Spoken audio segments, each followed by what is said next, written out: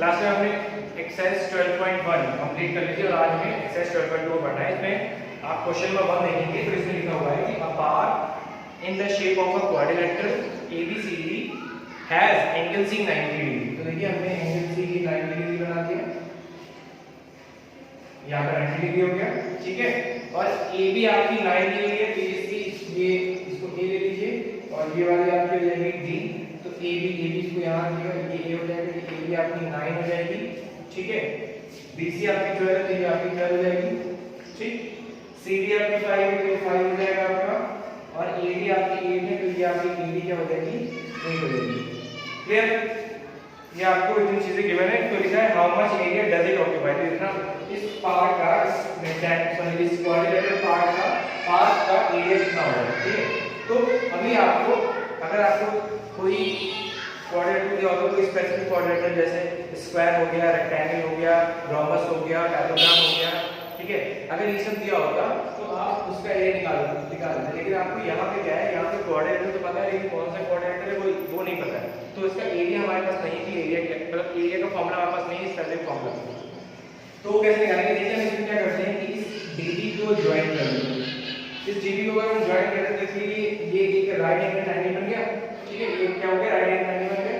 तो गिवन में आप जो भी इसमें पूछा है वो लिख लीजिएगा। गिवन में जैसे एंगल C 90 डिग्री, ठीक है, BC आपकी 12 हो गई, 12 सेंटीमीटर, ठीक है। AB आपकी 9 सेंटीमीटर हो गई, ठीक है। AD आपकी 8 सेंटीमीटर हो गई, और आपकी जो CD है वो कितनी हो गई, आपकी 5 सेंटीमीटर, ठीक है। अब बात आती है कि इसका एरिया निकलेगा कैसे। तो अगर ये ट्रायंगल का एरिया मिल जाए और ये ट्रायंगल का एरिया मिल जाए, दोनों को ऐड कर दो तो क्वाड्रिलेटरल का एरिया आ जाएगा। तो बात आती है कि अब इसकी वैल्यू क्या होगी, ये DB कैसे मिलेगा। तो DB आप देख रहे हैं कि ये कौन सा ट्रायंगल है, राइट एंगल ट्रायंगल, ये राइट एंगल ट्रायंगल है आपका। तो इसमें ये आपका परपेंडिकुलर हो गया, ये आपका बेस हो गया, तो बाय हाइपोटेनस से आप ये हाइपोटेनस निकाल सकते हैं। लिखेंगे in triangle BCD, in triangle BCD by Pythagoras theorem. By Pythagoras theorem आपका क्या होगा, BD square is equals to CD square और plus BC square. Clear? Value put कर दी इसमें, BD आपको निकालना है तो BD square equals to CD आपका कितना है, 5 है तो 5 का स्क्वायर, और प्लस BC आपका कितना है, 12 तो 12 का स्क्वायर। तो आप लोग जानते हैं कि सॉल्व करके ये BD आपकी कितनी आएगी, 13 सेंटीमीटर आएगी। या कल ये क्वेश्चन करवाया तो इसी तरह की प्रोसेस हुई। तो आपकी BD कितनी होगी, 13 होगी, ठीक है। ये आपकी कितनी होगी, 13 होगी। तो आपको सारी साइडें पता चल गई इसकी। अब इस ट्रायंगल का एरिया और इस ट्रायंगल का एरिया आपको निकालना है। ये ट्रायंगल के एरिया के लिए आपको ज्यादा मेहनत नहीं करनी पड़ेगी, क्यों, क्योंकि ये राइट एंगल ट्रायंगल है, ये वाला ये राइट एंगल ट्रायंगल है, और राइट एंगल ट्रायंगल का एरिया होता है हाफ बेस इनटू हाइट। तो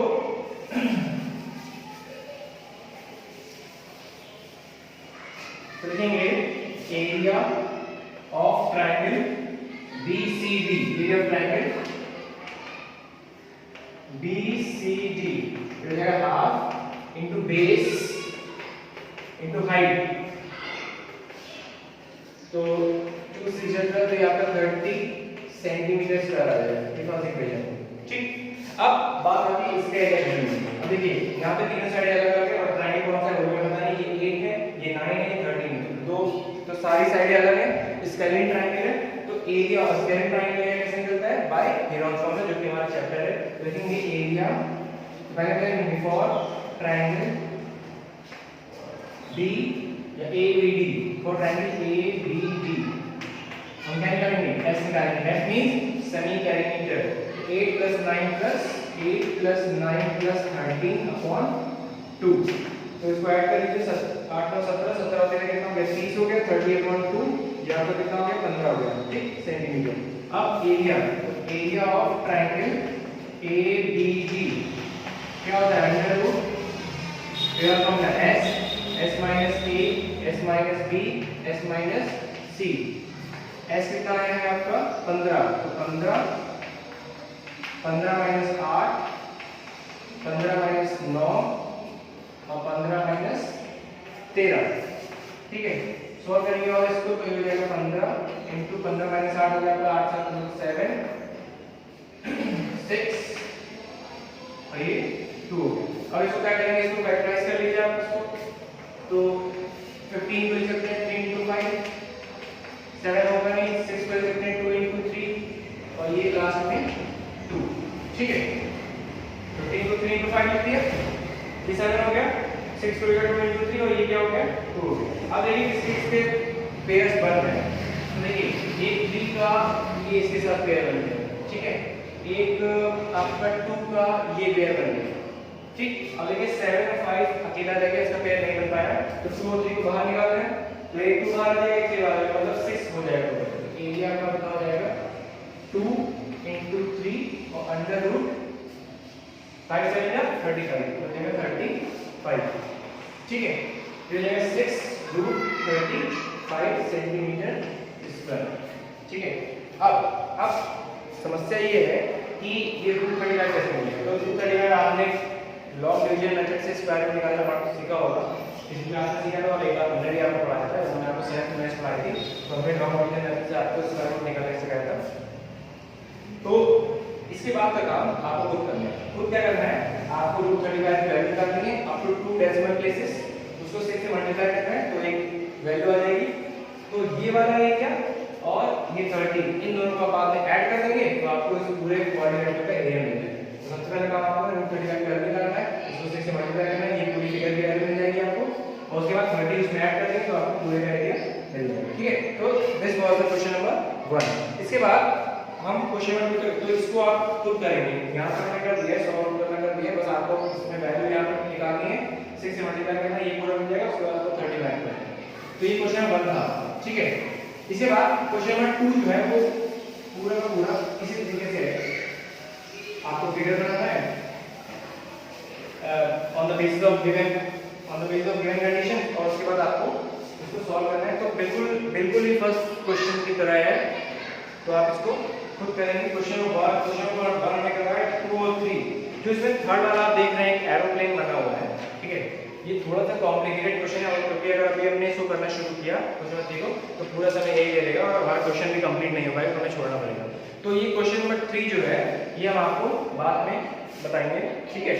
क्वेश्चन नंबर 2 क्वेश्चन नंबर बिल्कुल 1 की तरह, बिल्कुल ही 1 की तरह, बस बेसिक्स अलग अलग है, तो ये आपको खुद करना है। क्वेश्चन नंबर 3 जो है ये अभी के लिए हम छोड़ रहे हैं, क्योंकि अभी अगर ये क्वेश्चन हम करवाने बैठे तो पूरे का पूरा समय निकल जाएगा और क्वेश्चन भी कंप्लीट नहीं हो पाएगा, इसलिए 3 बाद में कराएंगे, 2 अभी आपको खुद करना है होमवर्क में। क्वेश्चन 4 पे चलते हैं, ठीक है। क्वेश्चन 4 में देखिए यार, triangle and a parallelogram have the same base and the same area.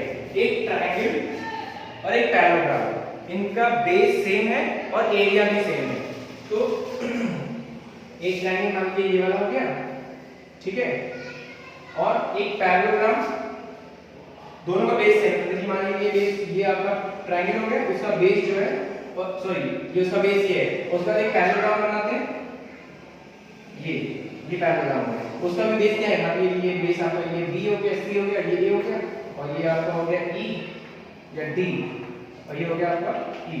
तो ट्रायंगल का बेस भी बीसी है, और जो आपका पैरेललोग्राम बीसी ईडी है, उसका बेस भी क्या है, बीसी है, ठीक है। दोनों का एरिया इक्वल है और दोनों का बेस इक्वल है। If the sides of the triangles are 26, 28 and 30, अगर ट्रायंगल की जो साइड है वो कितनी है, 26, 28 और 30 है, and the parallelogram stands on the base 28। देखिए ये बेस जो है वो 28 है, ये 28 है, तो ट्रायंगल की बाकी दोनों साइड कितनी रहेंगी, 26 हो जाएगी, और ये कितनी हो जाएगी आपकी 30 हो जाएगी, क्लियर। तो find the height of the parallelogram की हाइट बताना है। देखिए बहुत आसान सा क्वेश्चन है, हम क्या करेंगे, इससे पहले ट्रायंगल एरिया निकाल के ट्रायंगल एरिया होगा कितना, तो लिखेंगे गिवन में आपको सब पता है, साइड्स ऑफ ट्रायंगल कितनी रखी है, 26 सेंटीमीटर, 28 सेंटीमीटर एंड 30 सेंटीमीटर, ठीक है। तो for triangle ABC S 26 plus 28 plus 30 upon 2, ठीक है।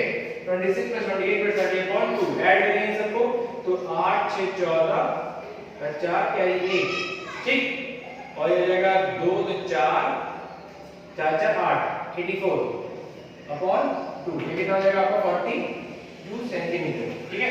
ऐड कर लीजिएगा, यहाँ मिस्टेक को बताइए, ठीक है। 8 से 14 4 क्या ये 3 4 3 4 तो 6 तो 8 ही, ठीक है। तो एरिया कैसे मिलेगा, एरिया ऑफ ट्रायंगल एबीसी वही use formula under root S, formula नहीं लिख रहे आप लिखिएगा, ठीक है। एस यानी 42, S minus A 42 minus 26, S minus B 42 minus 28, S minus C 42 minus 30, clear. तो अंडर रूट 42 इनटू 42 में से 26 घटाइए कितना हो जाएगा, 12 में से 6 कितना हो जाएगा, 6 बचेगा और ये हो जाएगा आपका 16, क्लियर। इसको डिवाइड करेंगे तो ये कितना हो जाएगा 14 और ये कितना हो जाएगा आपका 12, क्लियर, समझ में आ गया। अब देखिए आगे इसको सॉल्व करें, फैक्टराइज कर लीजिए इसको पूरा इसको क्या करेंगे, फैक्टराइज कर लीजिए। 42 को अगर हम लिखें तो लिख सकते हैं 6 into 7 लिख सकते हैं, मतलब 6 7 42 तो 6 को फिर से ब्रेक करेंगे तो लिखेंगे 2 into 3 into 7 मल्टीप्लाई करके देखिए 42 आएगा, ठीक। 16 को हम लिख दें 2 into 2 into 2 into 2 4 बार 2 आ जाएगा, 1 2 3 4, ठीक है। उसके बाद 14 को आएगा 2 into 7, क्लियर। उसके बाद 12 करेंगे 2 into 2 4 और 2 जा 8, सॉरी 2 into 2 4 4 से 12 तो क्या लिखेंगे 2 into 2 into 3, ठीक। यहाँ पे ये 3 है, समझ में आ गया। सबको हमने बहुत ही सिंपल तरीके से ब्रेक कर लिया। अब देखिए कितने 2 हैं, 1 2 3 4 5 6 7 8 8 2 है तो कितने पेयर बन जाएंगे, 4 पेयर। तो 1 2 3 और 4 पेयर बन जाएंगे। अब 3 नहीं कितने, 1 2 2 3 है तो 1 पेयर बन जाएगा, तो 1 3 बाहर आ जाएगा। 7 कितने हैं, 1 7 2 7 तो 1 7 बाहर आ जाएगा, ये निकल गया पूरा। तो देखिए 1 2 3 4 2 4 8 3 12 2 4 4 8 8 6 सॉरी गलती हो गई, 2 4 4 8 8 16 और 16 into 21 कर लीजिए 7, ये 2 4 4 8 8 16 16 48 और 48 into 7 कर लीजिए 48 into 7 8 7 36 कैरी 5 7 28 और 5 336 हो जाएगा आपका 336 सेंटीमीटर स्क्वायर, क्लियर। ये आपका हो गया एरिया, ये आपका एरिया निकल गया, ठीक है। अब इसका एरिया 336 आया तो इसका भी 336 ही होगा, ठीक, क्योंकि एरिया ऑफ ट्रायंगल और एरिया ऑफ पैरालेलोग्राम क्या है, बराबर है। तो इसको हम रब कर रहे हैं यहां से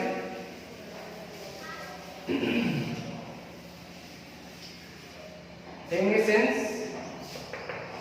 area of triangle is equal to area of parallelogram, ये दिया हुआ है आपको। एरिया ऑफ ट्रायंगल कितना है 336,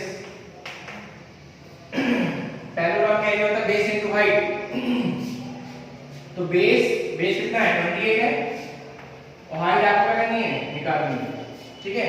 अब आप जानते हैं क्या करना है आपको, एरिया कितना है 336 अपॉन 28, सॉल्व करिए इसको, ये कितना हो जाएगा 214 जा 2 1 जा 2 2 6 जा 12 और 2 8 जा 16, फिर सॉल्व करिए इसको 2 7 जा ये कितना है 2 8 जा 2 4 जा 12, ठीक। वैसे h की वैल्यू आपकी आ जाएगी 12 सेंटीमीटर, ये आपकी हाइट आ गई, ठीक है।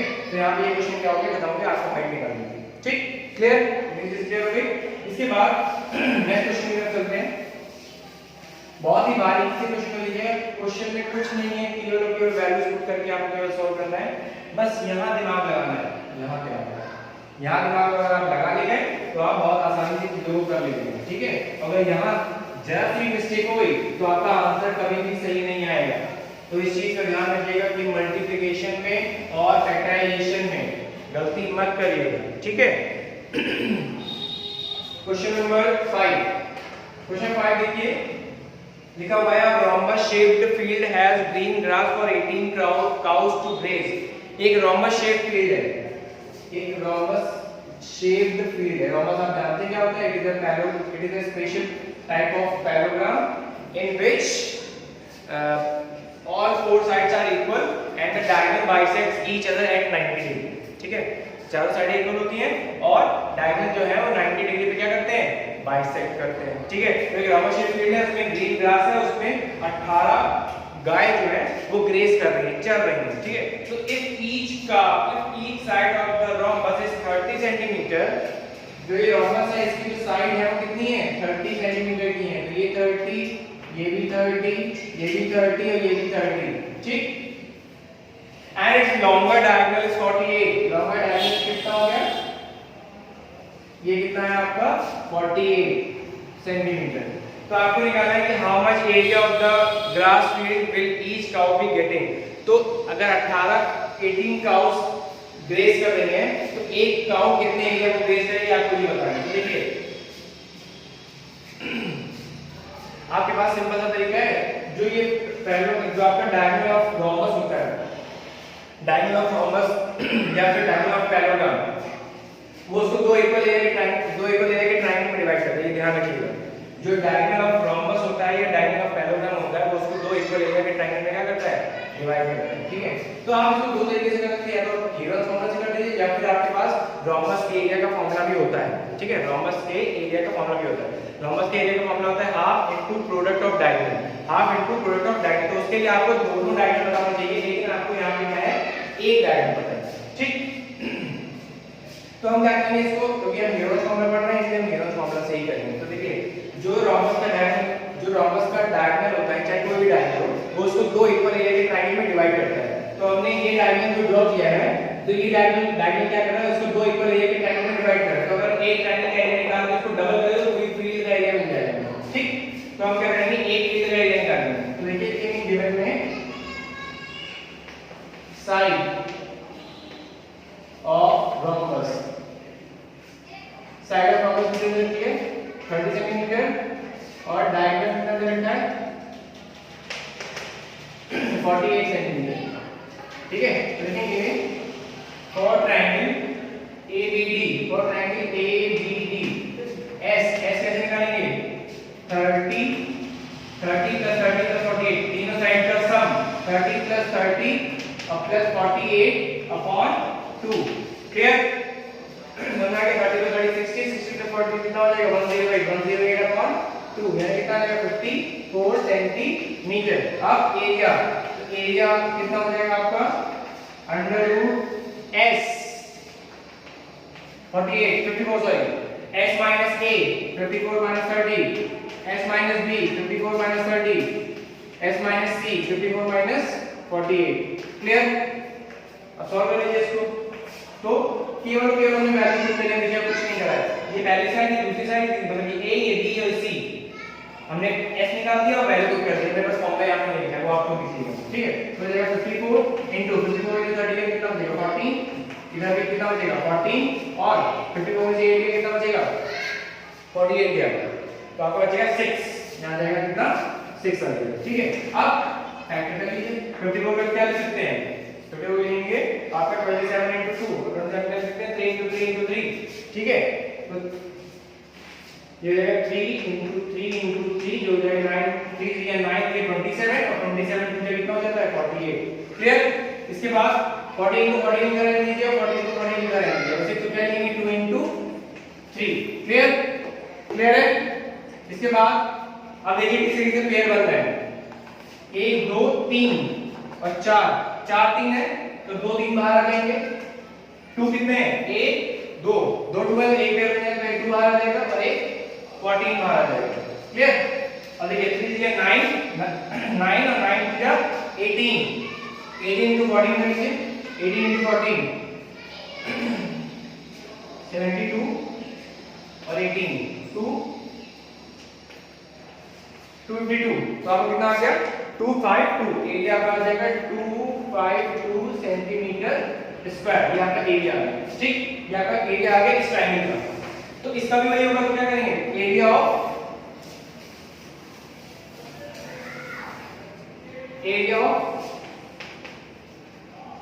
ABCD, एरिया ऑफ ABCD कितना हो जाएगा, ये ट्रायंगल का एरिया है, ट्रायंगल का, इसको डबल कर दीजिए तो पूरे का एरिया मिल जाएगा 2 into 252। Clear, centimetre square. अब इसको मल्टीप्लाई मत करिएगा, ठीक है। ये पूरे क्या किया था, अभी इसको मल्टीप्लाई करते रहिएगा। अभी आपको क्या करना है, देखिए 18 काउस ग्रेज कर रही हैं पूरे एरिया को, तो एक काउ कितना करेगी, अपॉन 18 कर दें, तो grazing the field by each cow, total area को डिवाइड कर देंगे किससे, 18 से, तो आपको एक काउ मिलेगा।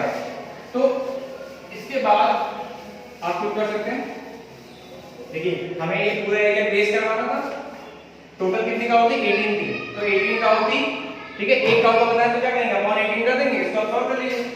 209 क्या 9 से करिए इसको, तो हां 3 3 जा 9 और ये देखिए 3 8 जा 24 और 3 4 जा, यहां कितना आ जाएगा, 3 2 जा 6 और 3 8 जा 24, तो 28 centimetre square area each cow graze करेगी, ठीक है। तो ये आपका क्वेश्चन नंबर 5 कंप्लीट हो गया, बस यहां पे डिवाइड करना था। इसके बाद जो हम मिलेंगे तो हम क्वेश्चन नंबर 6 से आगे कंटिन्यू करेंगे। So till then thank you class.